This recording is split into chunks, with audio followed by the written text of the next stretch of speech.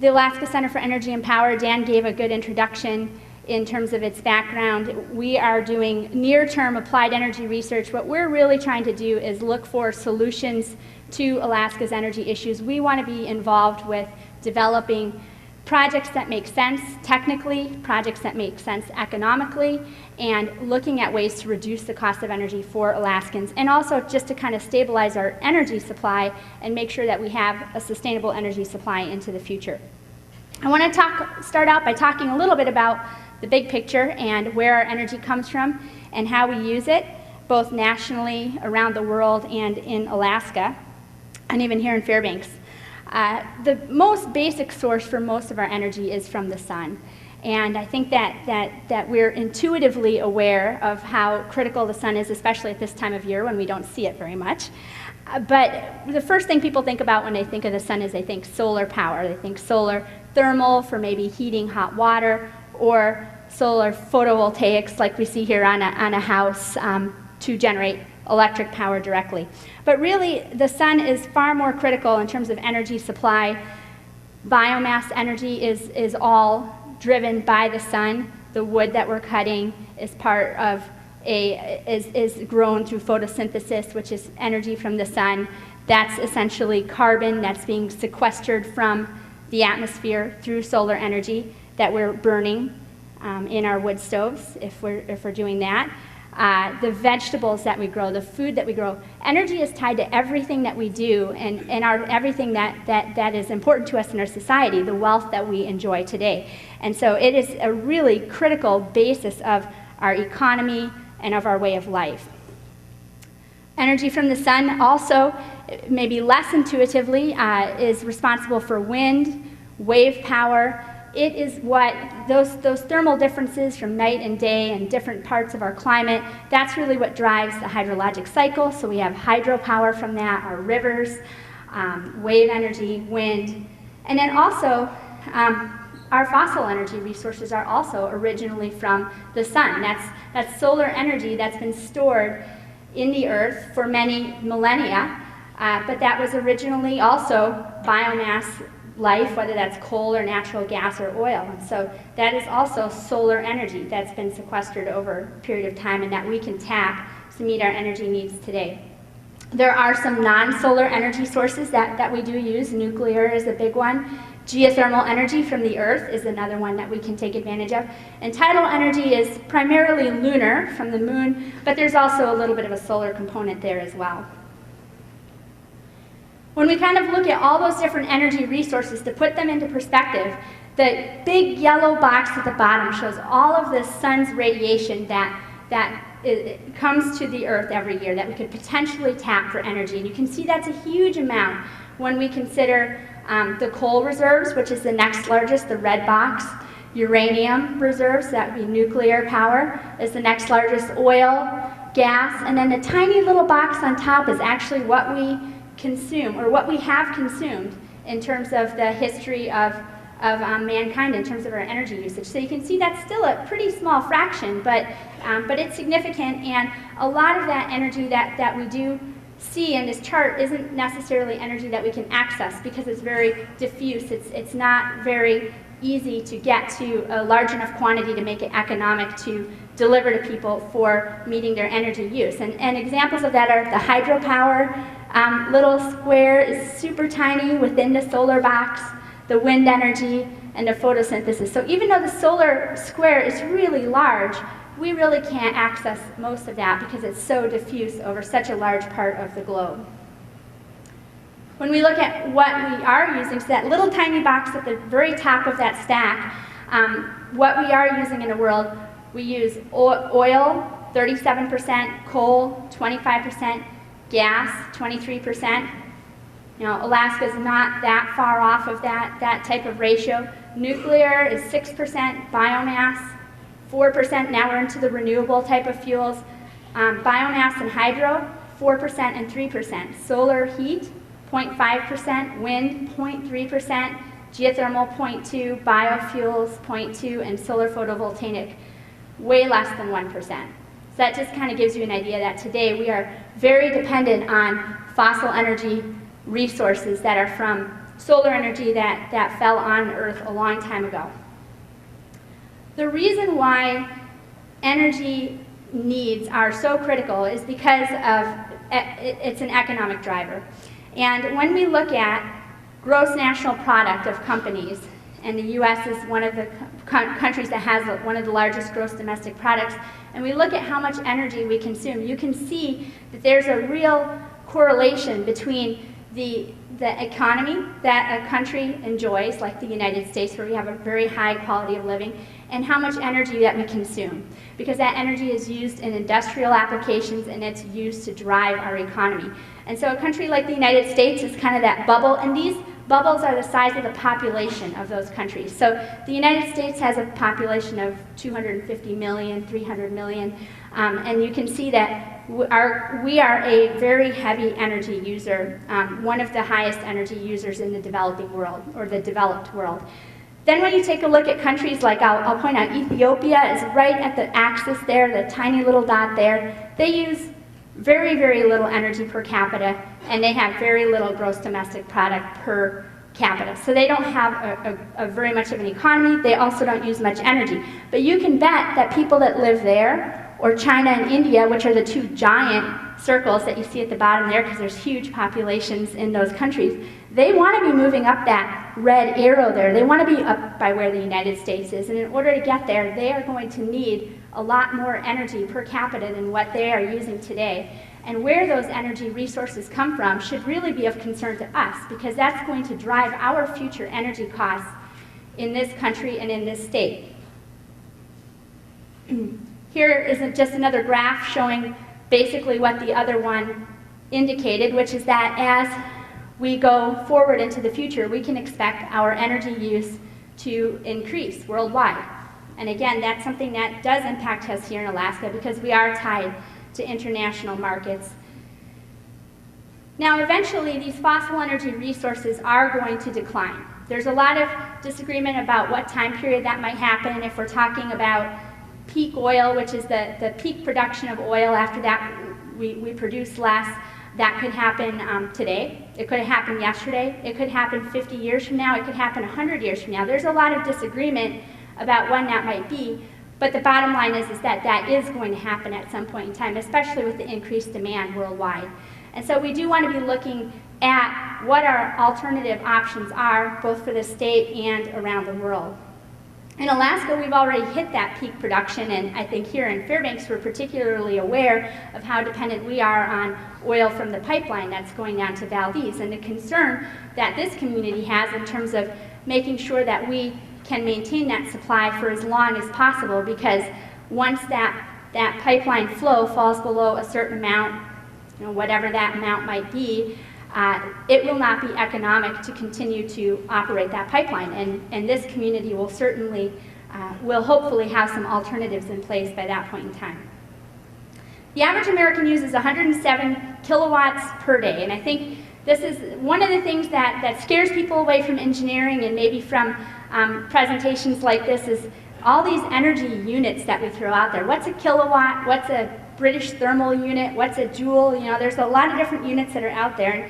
And the bottom line is, it's not really so important to understand each individual unit. They're basically like feet or inches for distance. We're talking about an energy measurement. It's just a unit of measurement. So I'm going to put it in perspective for you a little bit, what 107 kilowatts means. Lance Armstrong, during the Tour de France, puts out about 3 kilowatts during a 12-hour race, which is, I can't even imagine riding my bicycle for 12 hours. But the average output is about 250 watts per hour. I'm going to put that in Alaskan perspective, because we've got the Yukon Quest coming up here in 3 weeks. A long-distance sled dog puts out about 5 kilowatts, so quite a bit more than Lance Armstrong during a typical day on the Yukon Quest or the Iditarod. So we basically need the equivalent power output of 22 sled dogs or 35 Lance Armstrongs to generate the amount of energy needed by every American every single day. That's a lot of energy, and that's energy to run your lights, for heating, and for transportation. So that's most of your energy needs that you use. But that's a lot of energy. The way Alaska gets most of that energy is through a combination of resources. The biggest one is natural gas. We have a large natural gas field in Cook Inlet, and that's really where most of our electric power is generated. Most of our heating comes from too. Some heating in Fairbanks through Fairbanks Natural Gas, but also in Anchorage, that is the primary source in the Anchorage area. Hydropower, which is considered a renewable resource by many, is 24% of Alaska's electric energy resources is from hydropower today. 10% here in Fairbanks through Golden Valley. They own a share of Bradley Lake Hydro. So 10% of our electric power is delivered through hydropower. Petroleum residual, this is basically naphtha, gasoline, any kind of petroleum distillates, that's 10%. Oil, diesel, 9%. Coal, which is primarily here in the interior, is 3%. And then the renewables, wind, solar, biomass, other than hydropower, is 0.2%. It's an incredibly small percentage of the electric power resources that we use today. So what does this mean financially? What does this mean in terms of dollars? If we assume a constant fuel demand for the next 20 years, we're on track to spend over $5 billion on diesel fuel in rural Alaska and $60 billion on fossil fuels for rail belt electric power generation. That's if we do nothing. That's a lot of money, and that's assuming a constant fuel price based on estimates come up that have been developed by the Energy Information Agency through the Department of Energy. That's what we're going to be on track to pay. So that's a pretty big bill. It makes the case for renewable energy a little more appealing because the capital costs are higher for renewable energy projects than for fossil fuel projects. But once you pay those capital costs, you really don't have any additional fuel costs. The exception is biomass, but that's generally locally purchased, assuming that you're growing that biomass locally or harvesting it locally. But you don't have any major fuel costs with wind power, with hydro, once you put the infrastructure in place. And that equals stable prices. You know what your fuel cost is going to be 20 years from now. And today, I can guarantee you that no one in this room, we could do a lottery, and you would not know what a price of crude would go for 20 years from now. I've heard some really, really disparate arguments for that, from very low to quite high, you know, and everywhere in between. So we don't know. That's a problem. And knowing what your fuel cost is into the future is a very attractive proposition, especially for industrial investment, looking at economic development for the state. We're making use of local resources. They're available. We're not so dependent on long supply lines. We are at a disadvantage here in Alaska because we are at the end of many supply lines. Much of the diesel fuel for rural Alaska comes from outside the state. It's shipped up here. We're dependent on those supply lines to supply that. But also our food that we have on our shelves. If we can grow more food locally, these are all opportunities for us to be using our energy to be meeting the needs of our community. It's clean with no emissions, and emissions are becoming a more significant issue, especially with the Obama administration looking at potentially having a carbon tax structure in place in the near future. And of course, they're inexhaustible. We're not going to run out of our renewable resources as long as we're tapping them in a sustainable manner. So to talk a little bit more about Alaska and what we have available here and to our community as well, here in Fairbanks. Alaska is really fortunate, and not only do we have some of the best fossil energy resources in the world, but we also have some of the best renewable energy resources anywhere. There are few places in the world that have the same opportunities in terms of resource mix as Alaska does, and wind is a big opportunity. It is here in Fairbanks. Golden Valley Electric is looking at a wind farm down in Healy at Eva Creek. But the coastal areas of Alaska are really where we really find world-class wind resources. And that's in a lot of western Alaska and in the Aleutians. Kotzebue Electric Association was really a pioneer in the development of wind technologies in these small remote communities. We have sort of a unique situation in Alaska where we have a large number of small isolated grids. In fact, the entire Alaskan electric grid is an isolated grid. We're not connected to Canada. We're not connected to the lower 48. And that also makes us vulnerable. Kotzebue has integrated a number of different wind turbines into their generation system, and been able to offset a lot of diesel fuel generation, which means combining wind power with existing diesel generation and kind of integrating or marrying those two technologies in a way that can reduce the amount of fossil fuel that's being burned. Railbelt wind farm projects, I mentioned Eva Creek.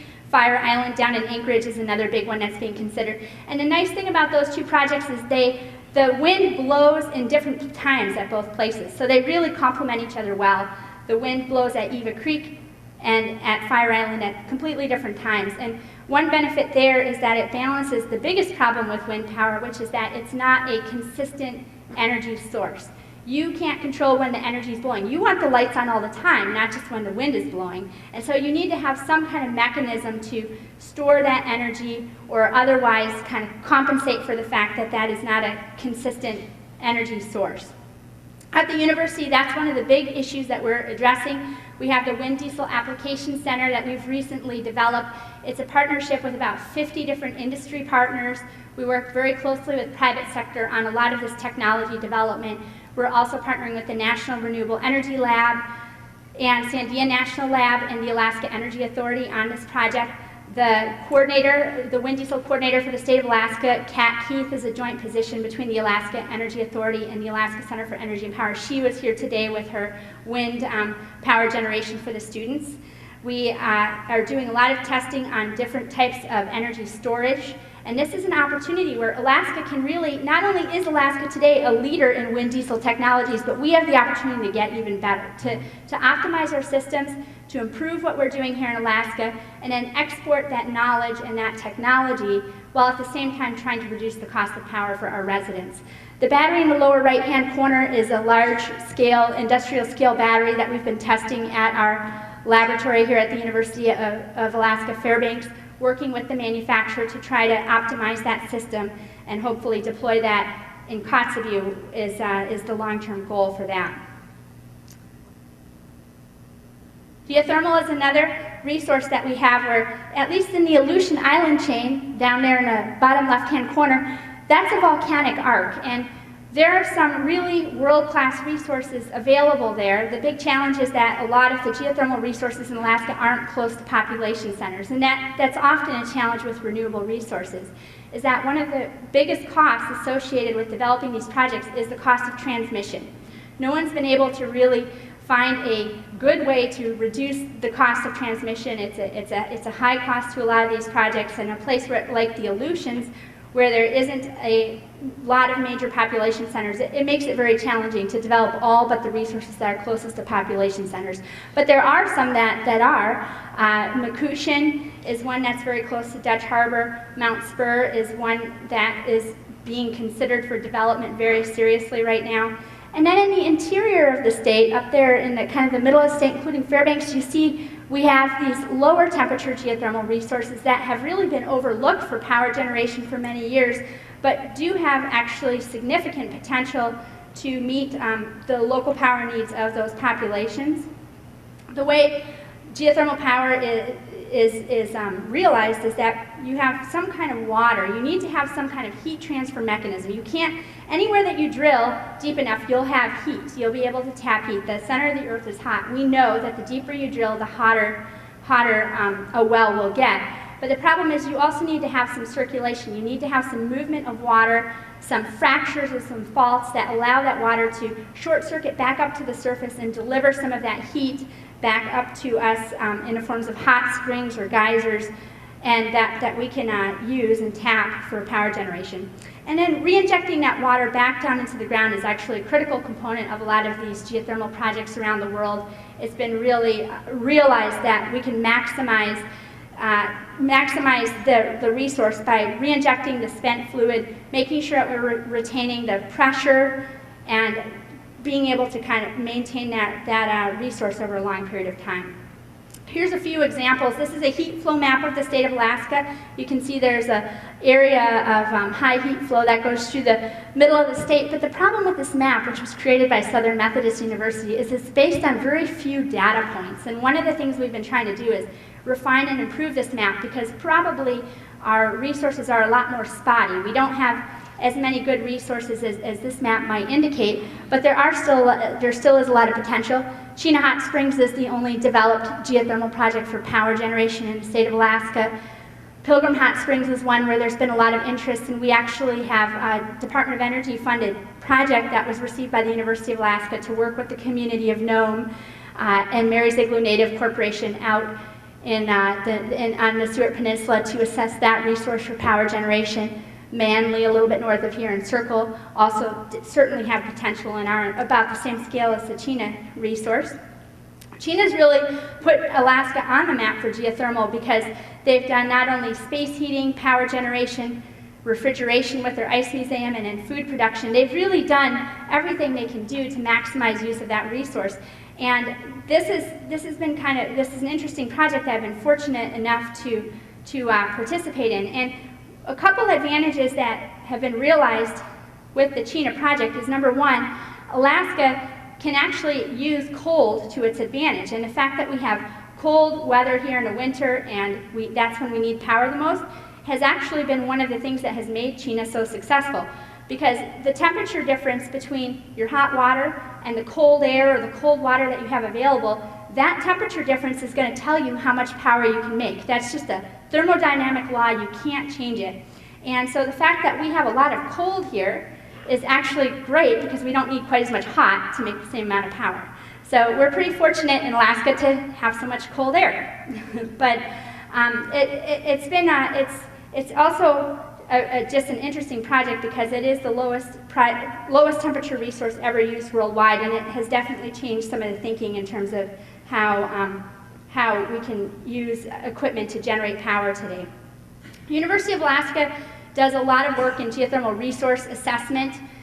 We work with a lot of different communities around the state to take a look at their resources and how best to develop those. This is an example. We worked last summer with NANA Regional Corporation out in western Alaska to look at one of the better resources in our region. It's Granite Mountain. It was very remote. We had to fly a helicopter in there and took a look at that resource. We located or identified a fault that was controlling that geothermal system and kind of put some boundaries on how much power you might be able to generate from that resource. And unfortunately, we all concluded at the end that it was too far away from the nearest community to really warrant development because it wasn't large enough to do a project that could really have regional significance.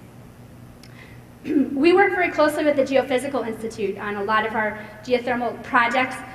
The Pilgrim Hot Springs project I mentioned that was recently funded is based on an innovative geothermal exploration technique that we hope will really reduce the cost of exploration around the state and in other places in the world that have these types of low temperature geothermal resources. It's based on some very complex processing of thermal images of basically using infrared cameras and then doing some very complicated algorithms to process that data that was developed for volcano research. And what we want to do is we want to use those same techniques to try to reduce the cost of geothermal exploration by doing it through airborne imaging instead of what's currently being done, which is drilling wells. And drilling wells is very expensive. So if we can reduce that cost by being able to get a snapshot of the resource and figuring out exactly how much heat you're losing to the surface, we can have a pretty good idea of how big of a project we can develop on that resource sustainably over time, just based on what's been done at other sites around the world. There's a lot of good information on geothermal. So that's the plan for the Pilgrim Hot Springs work, and that will probably be starting up this summer. We also work with the Petroleum Development Lab and on reservoir modeling. We use a lot of the skills that the university's developed for petroleum engineering that can be also adapted toward geothermal energy. And so we have been looking at developing more specific reservoir models of sites like Chena Hot Springs or like Pilgrim so we can make long-term decisions about production and injection and make sure that those resources are sustainable over a long period of time. Hydropower, I already mentioned that Alaska. Hydropower supplies about 24% of our electric energy, some of that on the rail belt, but a lot of that is in Southeast, where our best hydro resources exist. We have about 27 projects around the state that exist right now, and there is significant untapped hydro potential in the state. The two largest that have been discussed most recently are Susitna and Chakachamna. which is down in Cook Inlet. Bradley Lake is the one that supplies the rail belt right now. It's down across the inlet by Homer. And Golden Valley, 10% of its electric power is from hydro. There's also a new type of opportunity that's being considered. It's called hydrokinetic energy. And this is where you're taking direct advantage of moving water. So you're sticking a turbine, think of it as like putting a windmill underwater or something like that. Not quite the same, but a similar concept. You have a certain area and blades, and you're basically taking advantage directly of the moving water in our rivers. And this is an opportunity potentially for some of our rural communities. This particular turbine is a very tiny turbine. It was 5 kilowatts, so it really could only handle maybe a few homes at most in terms of power generation. But it was installed in Ruby 2 years ago, and it was the first turbine that was installed anywhere in the United States in a river environment. So Alaska has sort of had the opportunity to take a little bit of a leadership role because we have rivers that we have access to for this type of project. And there's a lot of interest in this in the state. Eagle has funding right now to install a larger version, 5 times larger, but the same manufacturer of this turbine that you see here. You just see the generator. The turbine is actually down in the water there, and it's mounted on a barge. So Eagle's going to be doing that project next summer. And there's another one that's going to go into Nenana the summer after that. That is being worked on by the Nenana City and Tribal Council along with Ocean Renewable Power Company. And speaking of the oceans, Alaska also has really world-class ocean energy resources. We have about 50% of the tidal energy resources of the United States and about 90% of our wave potential. The problem is that these are not really commercial technologies. It's very difficult to buy a wave generator or a tidal generator off the shelf today. So that's something that's still being developed, but we need to keep an eye on because we do have the second highest tidal range in North America in Cook Inlet. So that's near Anchorage, and so that's close to a population center. There's a lot of opportunity for this kind of project. In Nenana, we have a hydrokinetic test center. So hydrokinetics covers both in-river turbines as well as tidal energy projects. And we are basically looking at the resource issues around this type of in-river turbine or hydrokinetic device. So we're looking at fish issues, we're looking at ice issues, debris, how do you handle trees, submerged trees coming down a river, all of those kinds of issues. How do you anchor these devices? That's what we're looking at to support the industry and development of the industry moving forward, because those are critical issues that they need to address before these turbines can really be installed in our rural communities. Biomass is another resource that we have available. This is an example of how much biomass, this is created by the Alaska Energy Authority, and this is how much biomass we have on a sustainable basis that we could produce for heating, for power generation in the state. And the thing that's kind of interesting, we have at the bottom there a statewide energy consumption graph, and this is in trillion British thermal units per year, but the units aren't really important. What's important is that the wood energy could really only supply, or the biomass energy, about 1/3 of the total energy that we need in this state on an annual basis. And that's a pretty interesting number because clearly biomass is not the solution. You can't just look at biomass to supply all of Alaska's energy, and that's something that's really common with all the renewable energy resources. You can't just focus on one opportunity. You need to be looking at a suite of different options based on what the resources are. And this is a perfect example of non-sustainable use of biomass. This is Fairbanks, back I think in 1920 era or so. So all that wood is to provide electric power for downtown Fairbanks. Back in the early part of this century, or the last century now. And that is all going to the power plant that's way back under the D in old up there. See that? That's a lot of wood. Today, some of the communities are doing space heating. Obviously, we use wood for individual homes and wood stoves, but there's also opportunities for doing more larger, multi-building types of space heating. This is a wood boiler that's in Dot Lake that heats 9 homes. There's also a similar system that's in Tanana, or a couple of them, and a number of other systems that have been installed around the state, and those are economic. They can reduce the cost of heating energy, which is often actually more than our electric energy costs. The goal is really to be able to produce both heat and power. That's the greatest efficiency that we can achieve, is by doing both of them in the same cycle. That is a challenge at the small scale that we have for need in our rural communities. For the larger scale systems, we can do that using a steam turbine. It's done in many places in the lower 48 and around the world, but you need a lot of wood to supply that kind of system, and a place like Fairbanks can't necessarily provide that much wood. So we're looking at these smaller systems. They're more complex, they're more expensive, and they're not readily commercially available. Fish oil is another opportunity for some of our coastal regions in particular. There's about 8 million gallons processed annually, and there's potential for about 20 million more gallons, which is a pretty significant number when you're considering that fuel costs in some of these communities can be upwards of $5 to $10 in some of the more remote places.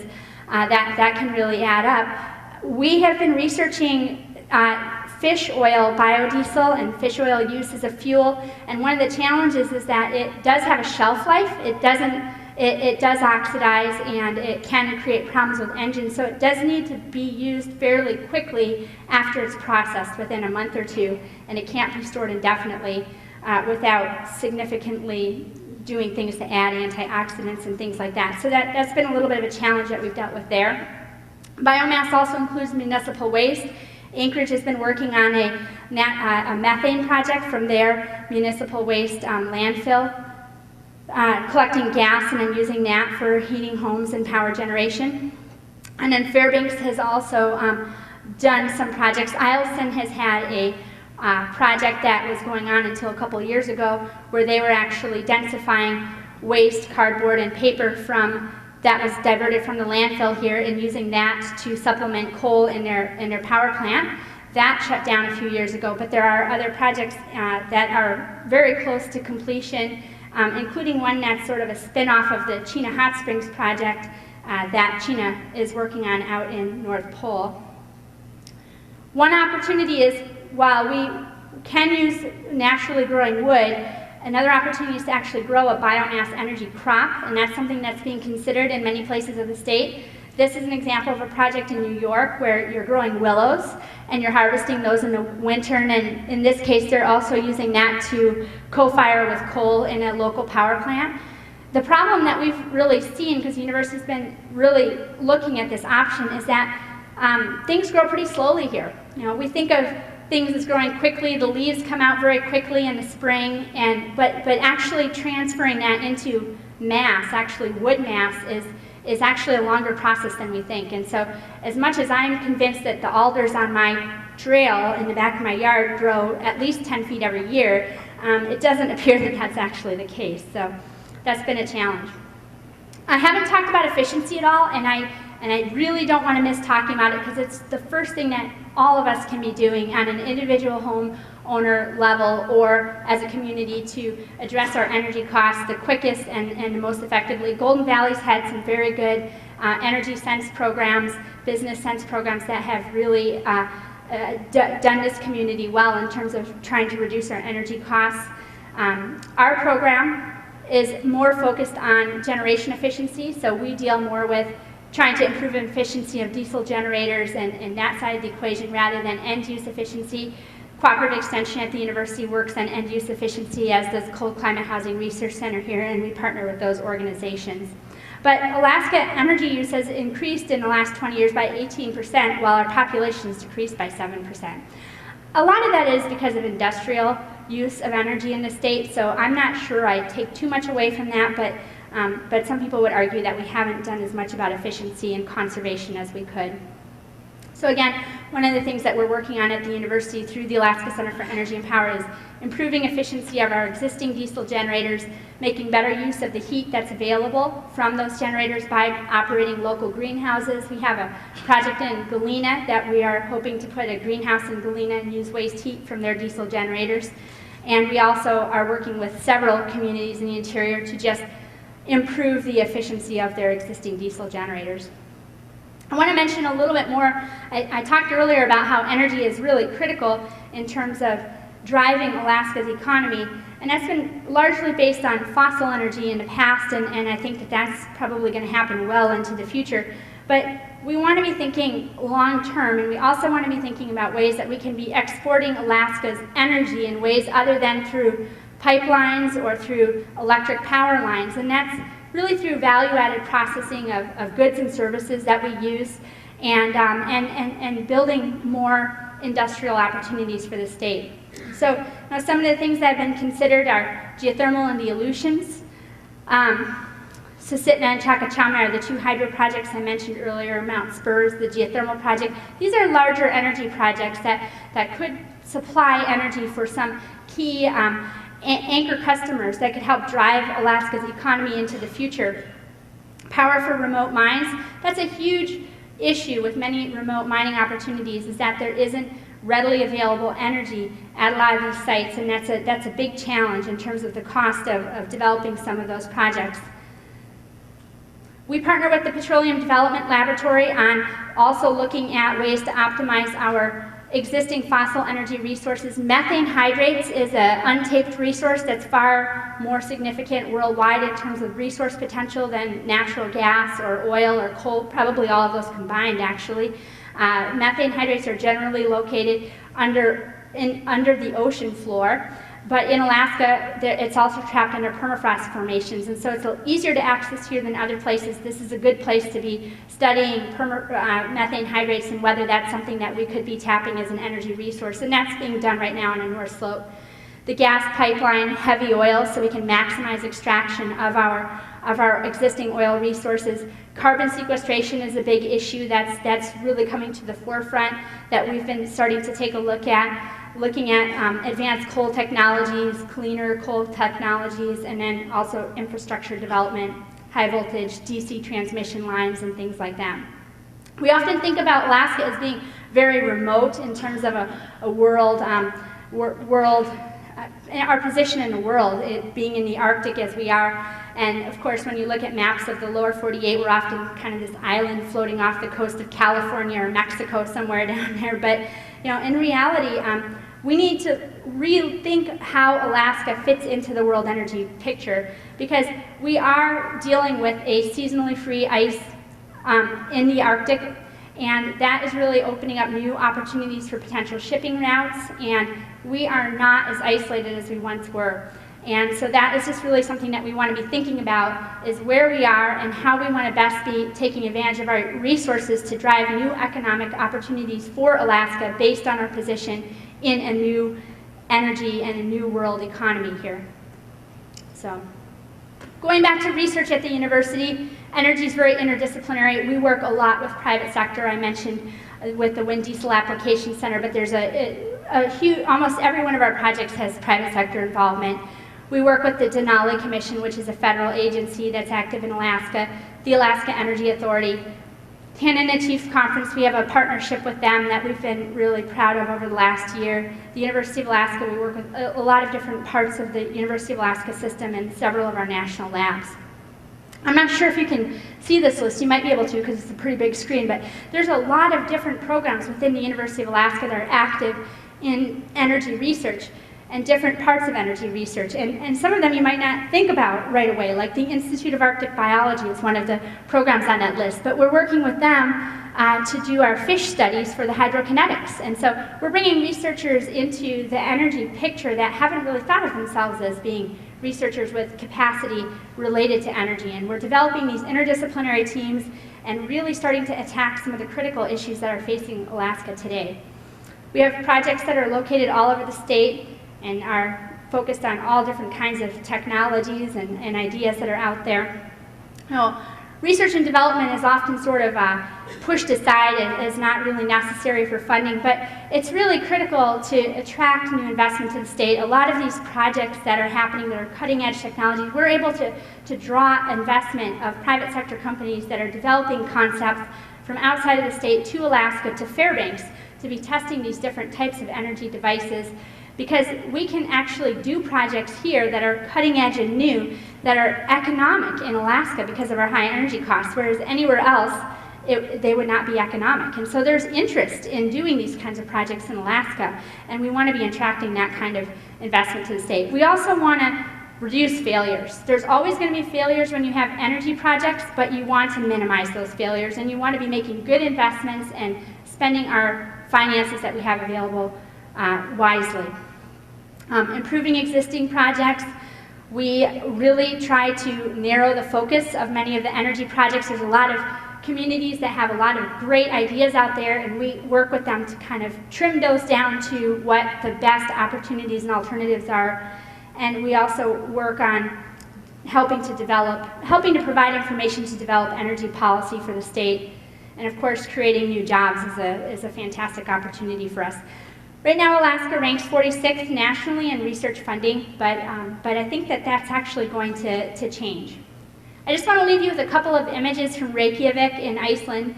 Having worked in the geothermal industry for quite a few years, I've always found Iceland to be sort of an inspirational model, maybe not with their banking system, but with what they've done with their energy projects, which is pretty unrelated.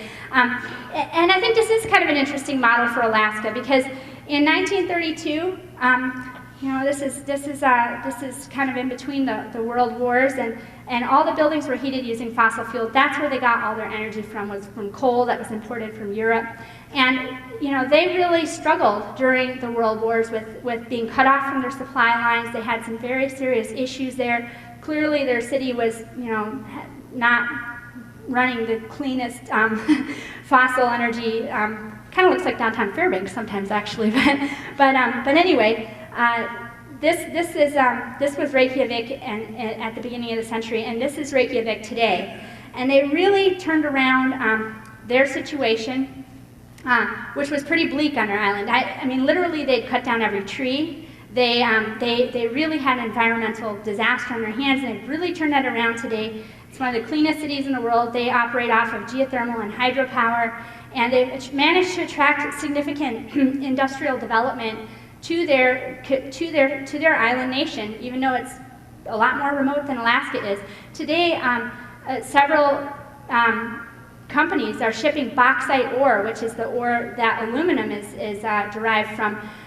They're shipping that from Australia all the way to Iceland to make aluminum. And the reason for that is it's very energy intensive. They need a lot of energy, and these companies, they want to know what their cost of energy is going to be 20 years out, because that makes a big difference to them. If they build a plant, a smeltering plant, and they don't know what the cost of fuel is 20 years out, that's a real burden for them. Excuse me.